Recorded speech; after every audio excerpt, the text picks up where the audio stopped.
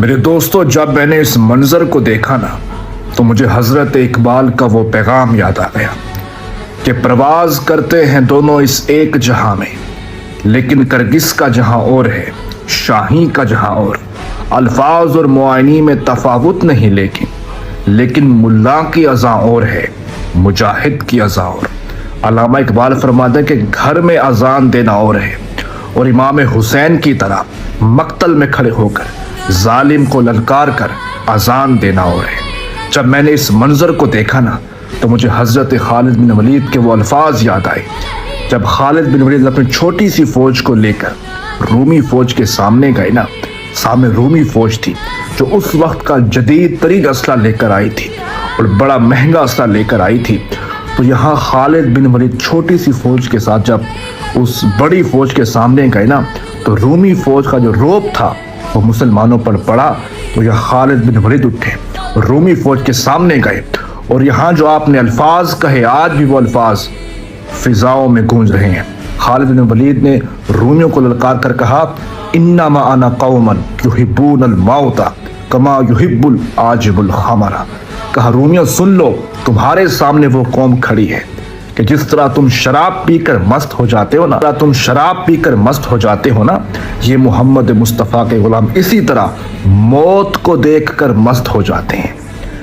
یہ وہ قوم ہے جو زندگی سے زیادہ موت سے محبت کرتی ہے۔ تم یہاں جان بچانے آئے ہو، یہ جان یہاں لٹانے آئے ہیں، یہ جانیں یہاں قربان کرنے آئے ہیں۔ خالد بن ولید نے ثابت کر دیا تھا کہ جب ہم میدان جنگ میں جاتے ہیں نا تو طاقت نہیں دیکھی جاتی بلکہ ایمان کی روشنی دیکھی جاتی ہے۔ مسلمانوں کی آنکھیں آج کھلی ہیں ان مجاہدین کو دیکھ کر، لیکن قرآن کا فیصلہ آ گیا تھا کہ وہی سر بلند ہوگا جس کے اندر ایمان کی روشنی ہوگی۔ علامہ اقبال بھی فرماتے مومن از عشق است، عشق از مومن است، عشق نہ ممکن نہ ممکن است۔ علامہ اقبال فرماتے ہیں اگر تمہارا عشق ایمان کے ساتھ ہے تو عشق وہ طاقت رکھتا ہے جو ناممکن کام کو بھی ممکن کر دیتا ہے۔ فرماتے ہیں یہ عشق ہی تھا نا جس نے ابو بکر کو صدیق بنا دیا، یہ عشق ہی تھا نا جس نے عمر بن خطاب کو خلیفۃ المسلمین بنا دیا، یہ عشق ہی تھا نا جس نے حضرت بلال کو کعبے کی چھت پہ کھڑا کر دیا، اور یہ عشق ہی تھا نا جس نے مولا علی کو شیر خدا بنا دیا، یہ عشق ہی تھا نا جس نے خالد بن ولید کو سیف اللہ بنا دیا، یہ عشق ہی تھا نا کہ کربلا میں جس نے 72 کو لاکھوں سے لڑوا دیا، اور یہ عشق ہی تھا نا کہ سر تو کٹ گئے لیکن نیزوں پہ قرآن پڑھوا دیا گیا۔ یہ عشق کی طاقت تھی۔